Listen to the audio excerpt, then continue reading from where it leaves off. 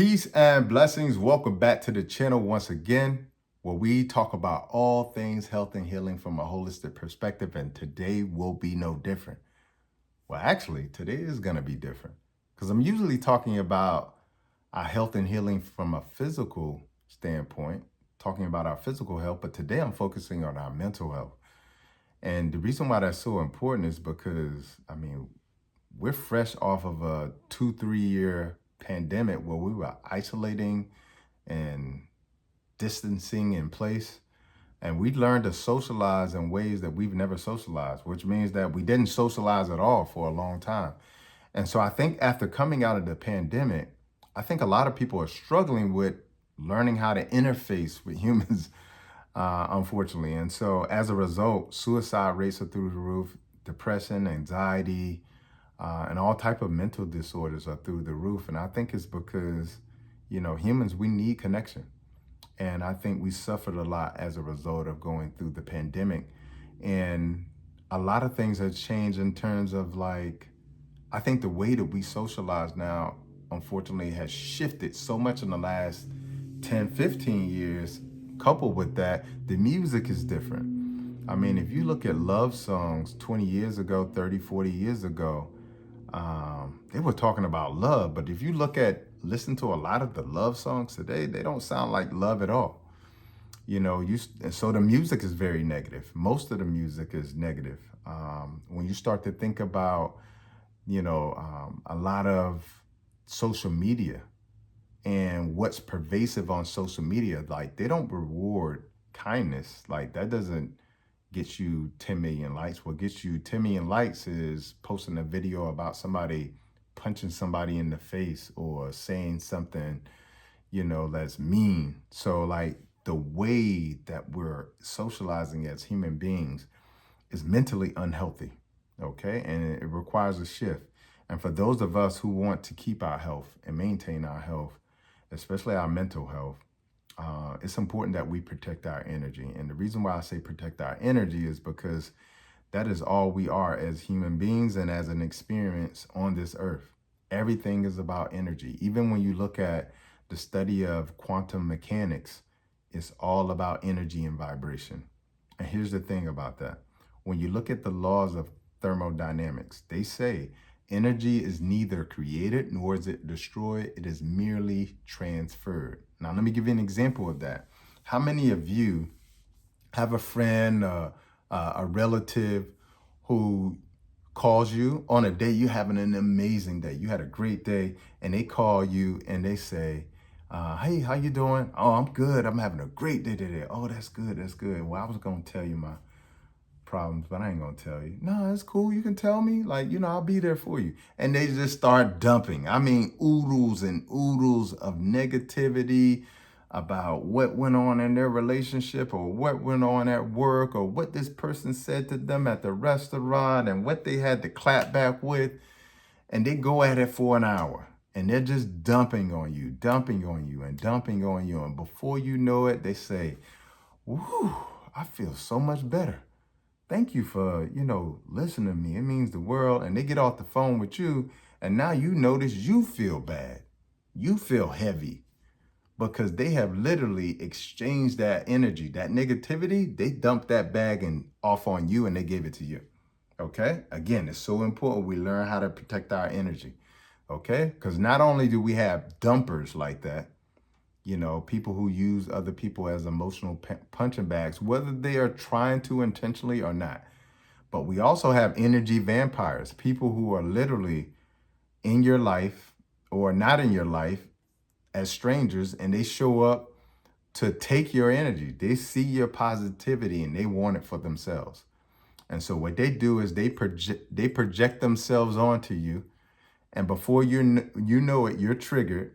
And you're giving them your positivity. Even though it's coming out negative, you don't know it, but you're giving them your positive energy because to be negative, you can't be positive. And you got to remember what I said. Energy is neither created nor destroyed. So it's exchange. So where did it go? It went to the other person. So even though you both were exchanging negative, you gave up your positive energy. So that's what we're going to talk about today. the 7 ways you can protect your energy so you can protect your mental health. Okay? Hugely important. So let's jump right into it. Number 1, detox your environment. Okay? Not just your outer environment, what's going on outside of you, but you got to detox your inner environment too. One of my favorite African proverbs is, if there's no enemy within, there can't be any enemy without. Okay, what that's saying is, if you remove the enemy, because we are our greatest enemies, okay, we determine how we feel, how we respond. So we're either our greatest enemy or our greatest advocate. Okay, so it's so important that we get the enemy within us out, because that is the person you're going against. That's the person you're competing against. Every day you wake up and look in the mirror, that's your greatest competition, and that's also your greatest cheerleader. But you got to get the enemy within out, okay? Because here's why. Once you change that inside of you, everything outside of you has to change, okay? Because your perspective is going to shift. And the reason why is because it's been scientifically proven that 87% of our inner dialogue, the conversation that we're having inside of our brains with ourselves, 87% of it is negative, okay? So just keep that in mind. So we're walking around, we're saying like, man, I feel like I got off on the wrong side of the bed today.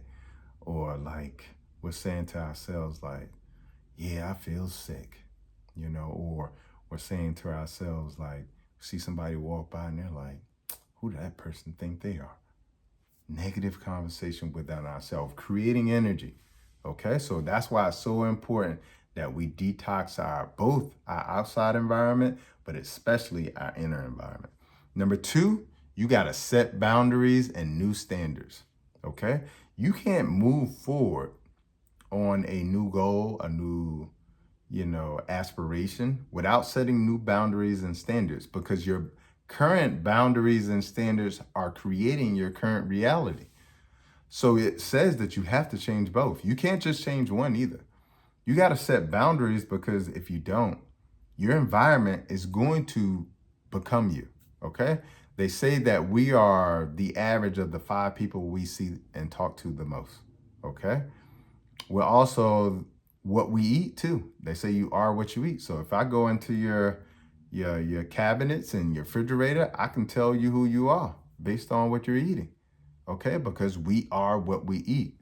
So it's so important we understand that if we want to change our standards in the environment and change our boundaries, then we have to make sure that we understand that it starts with us.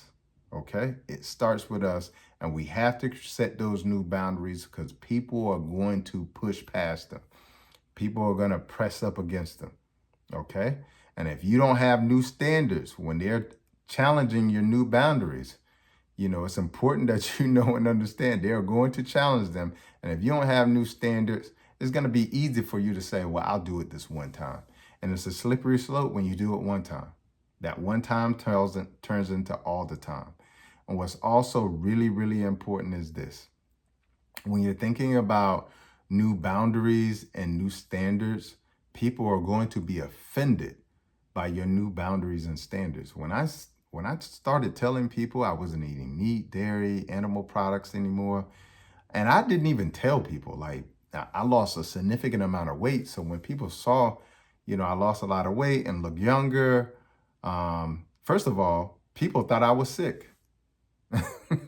I feel the best and look the best I've ever looked in my life, but people thought I was sick. Again, they haven't changed their inner environment, okay? But when they start asking, well, what have you been doing? Are you sick? No, I'm not sick. I feel great. I actually changed my diet, so I'm just feel healthy. And they said, well, what are you doing now? And I said, oh, I don't eat meat, dairy. I only eat whole foods, blah, blah, blah. And now it comes, well, where are you going to get your protein from? And that doesn't sound like a healthy diet. Man, you look kind of sick. Have you had a checkup lately? People are going to be offended by your actual new standards and your new boundaries, okay? And you need to be okay with that. Let them be offended, because them feeling offended has nothing to do with you, okay? Has nothing to do with you, but you have to set those standards and boundaries, because if you do not, you will not be able to protect your energy. Okay. Number 3, no means no. Okay. No means no. That's a way that you protect your energy. No means no. When I tell you, when you set these new boundaries and these new standards, people are going to challenge them. They're going to say, well, like you can have a little of that. I mean, it's fried, but it ain't fried. Try a little bit of it. I made it. I want you to taste it. We used to eat this together. No. See, like, I feel offended. Like, I cooked this for you. Well, you remember I told you I had the new standards, but yeah, like, I forgot. Like, I cooked this specifically for you. No. No means no. And what's important for you to know about this, people think about what they're going to say yes to. But what people don't understand about no is when you don't have a strong no, it literally makes your yes weak. Okay? All right? Because you have to be strong in your yes, and even more stronger in your no. Because if you say yes to living a healthy lifestyle, people are going to come with bad food. There are going to be commercials. There's going to be smells throughout the air that are going to challenge you. So your no is almost more important than your yes. Okay? So hugely important. Number 3, no means no. Number 4, get out your feelings and get in your body. Okay? Get out your feelings and get in your body. What I mean by that is this. When you're trying to protect your energy, the way that you get into a vulnerable spot is when you get in your feelings, because your feelings are going to take you to a particular response. So if you're sad, guess what? Your life is going to create sad. If you're angry, guess what? It's going to create an angry response. Okay? And so it's so important when you're in that mode of protecting your energy, you can't be in your feelings. You got to be emotionally intelligent, which means that you got to get back in your body. Okay? Getting in your body means that now you can make a rational decision, because your body is purely rationale.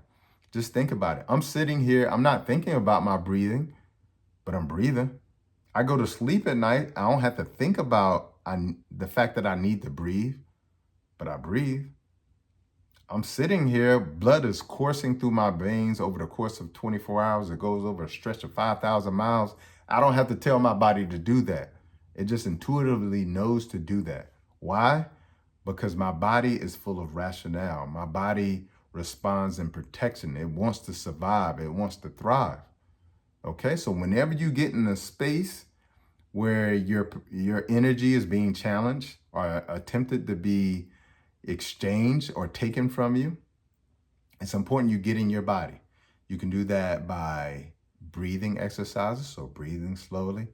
You can also do that by walking away from the situation and doing some exercise, okay? Because when you move, you get into your body. There's a lot of things that you can do to get in your body, but those are 2 of the primary things. And if you can get in your body and get out of your feelings, you can make a rational decision about what you need to do to protect your energy so that you can protect your mental health. Okay? So that's number 4. Number 5, know your triggers. Know thyself, the golden principle. If you don't know what triggers you, both you triggering yourself and others triggering you, then how are you going to properly put up any defense to someone trying to penetrate, your defenses around protecting your energy? You understand? If people know what gets under your skin, especially the people who love you, okay? Especially the people who know you. Even strangers, like, they'll throw darts to figure out what triggers you. And once they find that dart, they go all in. So you got to know what your triggers are, so you know when to pull back and say, hey, I'm in my feelings. I need to get in my body. Okay? Let me breathe. Okay? Let me think for a second. Okay? One of the things that I tell myself whenever I'm in one of those spaces where I'm feeling triggered, what I tell myself, my peace is too expensive for anything. Okay? My peace is too expensive for anything. There's nothing worth my peace. Okay? So make the decision that leads to peace. When I tell you that has gotten me out of a lot of trouble, It's got me out of a lot of trouble, but you got to know your triggers so that you can walk yourself through the process to pull yourself out of those emotions, pull yourself out of your feelings so you can be emotionally intelligent, get back in your body and make a sound decision where you can keep your peace. Okay? So, that's number 5. Number 6, I am affirmations. I love I am affirmations. One of my favorite is in a poem called Invictus by William Ernest Henley. Okay? And the line in the poem is, I am the master of my fate. I am the captain of my soul. I love that line. I am the master of my fate. I am the captain of my soul. Okay? That's an I am affirmation. And what that does is it keeps you in your positive. It protects your positive. I learned that when I was in Egypt and I was going around with this teacher who was showing me the pyramids, showing me a lot of the ancient grounds, explaining to me the history, the hieroglyphs. And one of the things I learned from him was the importance of protecting your positive, especially in the negative world that we live in. And so I use I am affirmations to do that because it keeps me in my what I call my divine masculinity. It also keeps me in my spiritual self, my higher self as well too, because we live in a world where we're constantly being told we're not enough, we're nothing, we can't do something, something is impossible. But I always tell people, you take the word impossible, you move the first 2 letters over here and put the rest of the letters over here, and you have I'm possible. Okay? Another I am affirmation. So take that one with you. Okay?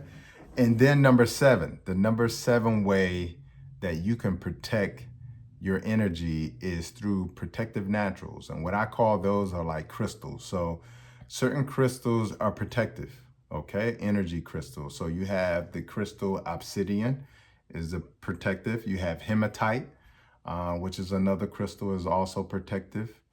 You have black tourmaline, okay, which is a crystal. I take these crystals and put it in my pocket when I want to protect my energy, especially on a day where I'm speaking or I'm doing an event and I know like I'm going to be interfacing with people. And because I'm in a space of healing, I know I'm going to attract people who are sick, people who are not well. So I have to protect my energy. I will have these crystals in my pocket to protect my energy. Okay. Also, certain herbs like sage. I have a bundle of sage here. And sage has been historically used to clear the energy in a room. So a lot of times, like if I go into a hotel, I burn sage. I move into a new home, I burn sage. I buy a new car, I burn sage. I want to clear the energy of whoever was there before I was there. So we're going to light up a little sage and in honor of protecting our energy. So sage is definitely a herb. And the good thing about sage is not only good, for protecting your energy, but sage is a herb that I also use medicinally as well too. It's good for the gut, and it's good for the skin as well. It's good for a lot of things in nature. So I highly recommend people sort of get into like herbals like this as well too. So sage is a really good one. Sage is also good for nervous exhaustion, reflux as well too. And it also improves memory. Okay. So burning a little sage is a way that we can protect our energy as well. Also, we have, this is Palo Santo. Palo Santo can also be burned as well too. I use this as well. So that's a way of protecting energy as well. Sometimes when I'm in a creative mode and I want to sort of create an environment of peace and clear the energy, because maybe earlier there was an energy of anxiousness because I got a phone call or energy of like, oh, like I got to do this now. And I want to clear that energy out of the space. I'll burn some Palo Santo. I'll burn some sage as well too. So those are just positive naturals or protective naturals that you can use as well too. And then a bonus is you got to change your perspective, okay, to what I call a conscious observer, okay? Instead of like, most people are just, the best example I give people is that you can either be an actor on the stage or you can be in the audience, okay? And most people think it's better to be an actor on the stage, but when you're an actor on the stage, you gotta stick to the script. So if somebody is angry and they approach you, guess how you gotta respond? Angry. You gotta stick to the script. But if you're in the audience, you know it's not real. You know hurt people hurt people. And as a result of that, you don't have to stick to the script. You can simply say, oh, I'm sorry, I see you're angry. I'm gonna let you have this today and I'm gonna enjoy mine and walk the other way, because you're not an actor. You're not on the stage. You become a conscious observer, and now you're in the audience and you're seeing how this anger is going to affect this person. And you read the script before you saw it. You saw that this ends up this person cursing you out, and then you cursing them out, and then you guys getting in the fisticuffs, and then you go into the hospital, they go into the hospital, or you going to jail, or they're going to jail. Like, you read the script. So instead of being an actor on the stage, become a conscious observer. Step off of the stage. Get into the audience. See them how they're responding. And ask yourself, is this worth my expensive piece? I don't think so. I don't think it's worth your expensive. Your piece is too expensive for that. And when you become a conscious observer, it also teaches you that life isn't happening to you. Life is happening for you. Okay? So I hope this has been helpful and useful in terms of understanding how you can protect your energy so that you can protect your mental health in this toxic world that we live in. And if any of these were useful, and any of these you plan to use for yourself or you currently use, comment below. Let me know which one of these you plan to use to protect your positive and also to protect your energy for your own mental well-being. Until the next time, peace and blessings. Make sure you hit the subscribe, share this so we can get this message out, because again, suicide rates are through the roof, depression is through the roof, and we want our people to be healed. We want our people to be happy and the best versions of themselves. Thanks for watching this video, but be sure to check the next video out that's right here. But everything I talk about is how do we take a holistic and natural approach to healing other than a man-made approach? And also, how do we prevent dis-ease in the body as well too? Because, they say